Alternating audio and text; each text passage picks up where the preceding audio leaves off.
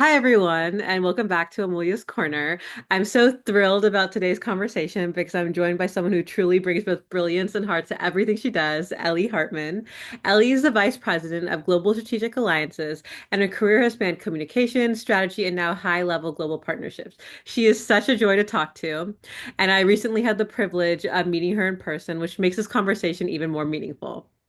It was one of those little chats that really stay with you, and I can't wait to dive into that experience with you today. So let's dive in. Welcome, Ellie. Thank you. I'm so excited to be here and chat with you today. Yay. So, Ellie, your career spans communication, strategy, and now global alliances. What connects those roles, and what personal values or questions have guided your path? Awesome. Good question to start off with. So from the beginning, I think my friends and my family would describe me as someone who's always looking to find the yes. And I think as I reflect on my career and all the varied roles I've had, there hasn't necessarily been one throughput, but I'm equally energized about the past as well as the future. And I look at my career a little bit like a toolbox, an empty toolbox that I am appreciative of, the measuring tape that I've gotten from communications, the hammer that I've gotten from my time in analytics, the nails that I've gotten from different internship experiences along the way. And I'm constantly looking to round out my career by what tools am I missing. I want to have both that generalist experience as well as that specialist experience. And I am eager to accelerate my career at a rapid rate. I know that I need to sit in different chairs in order to do that. So as I look at new challenges and opportunities, I think that's the thing that keeps me going. That's the motivator for me and the energy around me is I always want to be that constant energy of new, exciting experiences, the new opportunity to gain new tools. But the grit that's authentic to me, I think that's one of the values that sticks with me of hard work that pays off. But yeah, continue to problem solve. That's in all of the experiences as well. It sounds like you're a lifelong learner, and I love that. I really try to be a lifelong learner and try to find joy and passion in everything I do. So, wanted to follow up with you and ask for someone who's just starting out and still trying to figure out figuring out their strengths and how to translate that into impact. What advice would you offer? What helped you find clarity in the work that you do? Yeah, also another hard one, but good one. Two ways to approach this one for me. One, use your yes to protect your no. I think when we're early in our career, there are a lot of different opportunities, a lot of ways to get involved. And to be careful, like it's not don't get involved. It's just take it in, make sure you are choosing opportunities that are authentic to you. When you say yes to everything, it's easy to lose focus, it's easy to get in over your head, but really be thoughtful of take a second, absorb what the opportunity could be and make sure that you're signing up for things that really are authentic to you and feel like the right move for you. Stop, take a moment. It's okay to take a day. It's okay to take an hour, whatever allotment of time you need to process. And that can be a sign of strength. It shows that you're being thoughtful in your decision making process. And then it brings that moment of clarity for when it's a heck yes, and you're so excited to scream it from the rooftop to sign up for something that's going to grow and stretch you. Then the second piece of advice I would say is careers are a lot like Lego towers. And as you want to build, we're so eager at different points in our career to build the tallest tower that we want. But I like to build my towers wide. And I like to think about sitting in, again, all of these different chairs as much as possible because the wins will come in our careers. They will come and when we least expect it. And we want to make sure we're building our towers wide as much as we are building them tall. So when the wins come, we can withstand them and that we know that we can lean on all of our varied experiences and that we can say that we've done this or we've experienced a little bit of that and whatever height we're at, it's not only important to, sustain that, but to lean on those other network of people and those experiences that will help us get through that. So not only focus on getting to the next ladder, but making sure that you're sitting in all of the chairs there as well. I love that. I love the lateral movements and wearing as many hats as you can because you have such diverse experiences and outcomes that really shape who you are and where you go in your career. So I love that. So I must admit, when I first heard your title, VP of Global Strategic Alliances, I assumed it might be more focused on external facing thought leadership or public engagement work. But it turns out you're actually leading high stake partnerships with major tech firms and industry players. Could you tell us a little bit more about what your role really involves and what a typical day looks like? Sure. So no 2 days are the same. I think that's what I love about my job and what keeps me really enthusiastic. I'm lucky to spend my time with the smartest people in the world, both internal to Kyndryl and external with some of our great ecosystem of partners. I get to solve problems for our global customers and learn every day along the way. In Kyndryl Alliances, we require being able to really understand our customers' mission and critical systems. And we are the trusted ecosystem orchestrator. We craft integrated multi-alliance solutions around their business critical systems. Now, Ellie, you've just said a lot of different words. What the heck does that mean? So we need to move fast. We need to move quickly. We need to move together. I don't have all the answers to the problem. I get to work with a team that we each understand a different rung. I get to spend one day a week at least with each of our markets in the world. So I can spend as much time as I need with each country, or I can spend a whole day covering the whole world. That's what I love about the nature of a global team and a global role. And I think again, we already established I have a hunger to learn and a hunger to deliver. I can spend all day on that one problem, or I could level up and look across the world and kind of learn from the left to glean from the right.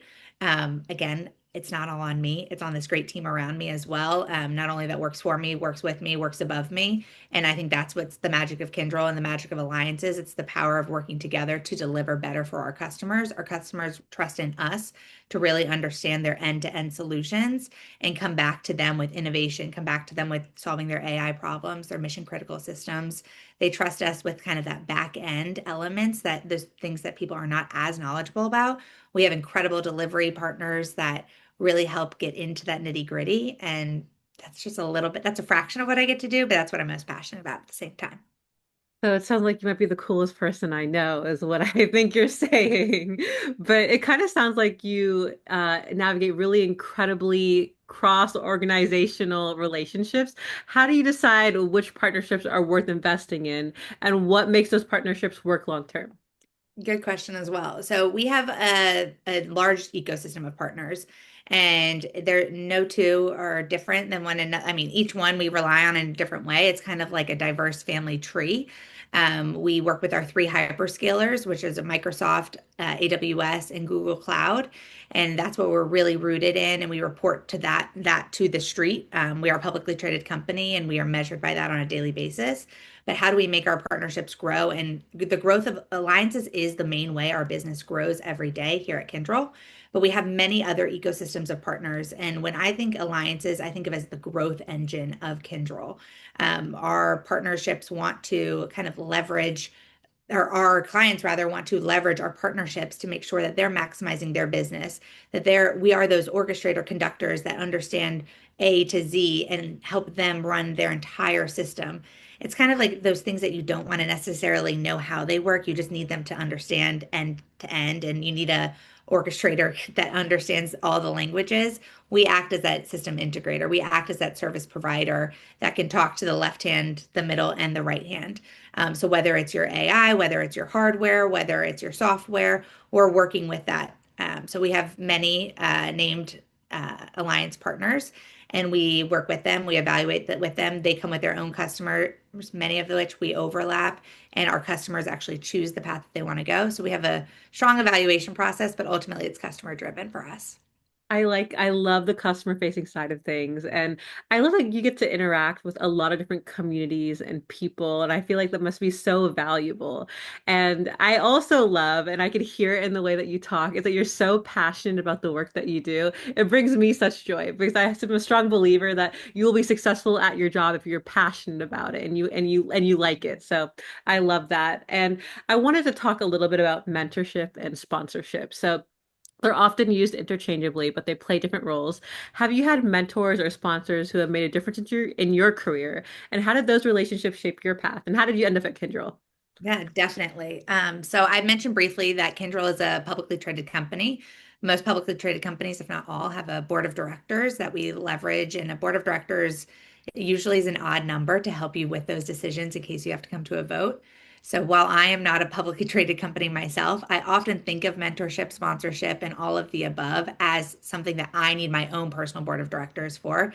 And it's funny, I have a laminated sheet right here. It's underneath my desk, And I have a board of directors. I've had one ever since I was in college that when I'm thinking about a decision that I need to make, I need my yes person. I need my person that's going to root me on in any scenario that I can go to them and they're going to cheer me on.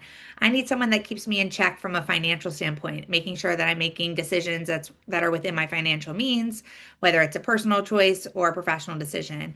I need someone that I call more of my batting coach. I'm pretty ambitious as a person. They know that I like to swing big, but I still struggle personally on is it the right pitch for me to use sports analogies? And they kind of test me on that. They make sure that I'm not swinging at every pitch, that I'm not striking out, and they make sure that I'm waiting for the right one for me. I also have different roles at different times of my life. What I needed when I was earlier in my career, now that I'm more in the middle of my career, I have different roles. Similar to an established board of directors, the rotational jobs. You don't stay on it for your lifetime. And that's okay. It's not like I fire them from the board. I still keep maintain my relationships. But I think it's a really great opportunity. Some of these people are family members. Some of these people are previous managers of mine. Some of these people are coaches. I played volleyball in college. I played volleyball and basketball in high school. And they're mentors that I took from the court out into my life because they really knew me as a person. And some of them I talk to on a very regular basis. Some of them I really only call once or twice a year, but they're still on my board because they know me. They know how I like to make decisions and they continue to challenge me as an individual. So a long way of saying mentorship and sponsorship are both important. They're very different in your life, but I also needed specific kinds of mentors in my life that not only guide me in my professional world, but also in my personal world. Sometimes they can cross over as you're thinking about, do I want to take that international assignment that's going to, change the course and trajectory of my life? Do I want to take that promotion at work that's going to change and shift, what I'm doing in my personal world? Or do I want to leave my company? Do I want to stay at my company? How do I want to navigate industries? Do I want to go to business school? Do I not want to go to business school? All of the pros and cons that come with that. So I'm a big believer in board of directors, and I could talk about that for a long time because I am equally passionate about the people in my life. Yes.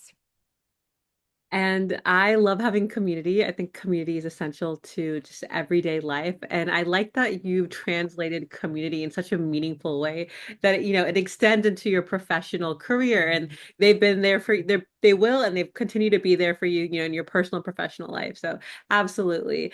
At Girl Security, we have a mentorship program. And so we often talk about what it means to be in the room. Can you share a time when being in the room or helping someone else get there made all the difference? I think in my most prior role, I operated as a chief of staff for one of our senior executives at Kyndryl. And I think chief of staffs take on a different role at each company. I was very lucky enough to be paired with an incredible mentor, an incredible leader at our company who not only let me be her chief of staff, but kind of let me be this sounding board for her, let me be a partner in crime for her at times. And I think being in the room with her allowed me, she created the space for me to be in the room. To be clear, she opened the door and I went through it many times. I think many times the door is open and it's up to you as the individual, as the female, to know that you have to go through it. You have to make sure you find the staircase and that you're climbing the stairs as quickly as possible to get to that next level. Because it's not on your mentor, it's not on your leader to make sure that you get to the next level. You have to prove it from there. But she created that opening in that door for me to be not only in physical rooms to listen and glean from other leaders to determine and better shape the leader that I want to be, but she also allowed me to be in different situations in different rooms and turn to me and say, Ellie, what would you do in this world? Obviously, I wasn't holding the reins in that certain scenario, but she gave me the opportunity to start to practice as if I were and to make judgment calls that were in a protected space that gave me the confidence to make that decision when I got promoted out of the role. And I'm better because of her and better because of the experience as well. I love that. And that really resonates because sometimes just being in the room just opens up possibilities we didn't even know that were really there. And sometimes it gives us the courage to try something new. And so, speaking of that, you've had such a dynamic career path and you've moved across functions and disciplines. So, I really want to talk to you about what it means to evolve and grow. So, you've moved across communications, corporate strategy, and now alliances. How do you know when it's time to pivot? And how do you embrace that change with confidence? Anyone who knows me knows that when I get comfortable, it's time to change. It's time to either shift gears, tracks, or pick up speed. I'm happiest, as we've established, when I'm learning, problem solving, working with people who are running with me, pushing me to raise the bar, and who really want to win. There's always going to be that competitive athlete in me. I think she never left ever since she started on the court from when she was 5 years old. The truth is, though, I prefer headlights versus taillights. While I like to think I have some practice in navigating a matrix, an environment like Kyndryl or other prior corporate environments I've been at, embracing change is hard. I think that's the reality for all of us, whether it's a small, minor change or a large organizational change. Change can mean, long days and tireless nights, many moments of personal frustration. It can mean more questions than answers. It can be particularly difficult moving from a area that you are so strong and comfortable in to an area where you become the beginner and you have to ask those questions and you no longer are the best in that area. I think it's really important to invest in your network when you are changing because ultimately, at the end of the day, you don't have to have the answer to all these questions. You do have to find the person to help you answer those questions. And I think while change can be intimidating, it's also my primary driver. I know that I don't want to be a stationary contributor the rest of my life. So I know that inevitably I'm going to have to force some of this change. And while comfort is nice, we all want to win, and winning, we can't stand in the same place. So that's kind of been my motivator around navigating the matrix and the functionality. As soon as I get too comfortable, as soon as I sign off too early in the day, I know it's probably time to jump to the next opportunity and bring those smart people along with me. Yeah, and I love that you frame like, choice and risk as an active thing, and that it's also guided by a curiosity and a willingness to grow and not stay stagnant. It's a helpful reminder that taking risks can really unlock opportunities and, maybe result in something even better. And so that leads us into something we think about often at Girl Security, leadership and how to not just lead with impact, but with intention and inclusion. So I kind of wanted to ask you, many of our Girl Security participants are navigating what leadership looks like for them individually. If you could go back, what's one piece of leadership advice you wish you had heard earlier? All great questions. Okay, so growing up, I was fortunate to have great access to an incredible learning environment and environments, rather. I remember in my first grade hallway, if I close my eyes, I can see that there was a portrait of George Washington crossing the Delaware River, the iconic portrait that we've all probably seen in a history textbook. And I grew up thinking he was the iconic example of leadership, bravery, and ultimate sacrifice. I passed him every day on my way to homeroom. I passed him on my way every day to gym class. And as a lifelong competitive athlete, I thought leaders had to be the most vocal on the court, in the front of the boat, and on the field. It wasn't until more recently in my career, actually in my prior role as a chief of staff, that I had the opportunity to learn and grow with a leader at our company who was a classically trained Suzuki violinist. So she listened first. We have two ears and one mouth, and spoke second. I say this because it took me many years of life to learn that a real leader could take many different forms and flex in certain superpowers. And I wish I had learned and focused on as a child that discovering and honing my superpower could look a little bit less like George Washington and a little bit more like Ellie. I love that. And I really appreciate your perspective, especially how grounded it is in both, your experience. And since we touched on earlier about being in the room, I'd love to go for a bit, dive a bit deeper there. So I wanted to ask you, you talked a little bit about your own leadership principles, especially when it comes to creating space for others. What does that look like in action? Yeah, great question. I think we have such a responsibility as women in technology, in a space that, let's be honest, there are not enough of us there. That I want to open the door. I want to create as much room as there are for young professional women who want to be in this space, and women in any rung of the ladder and in any capacity. I think, what does that mean?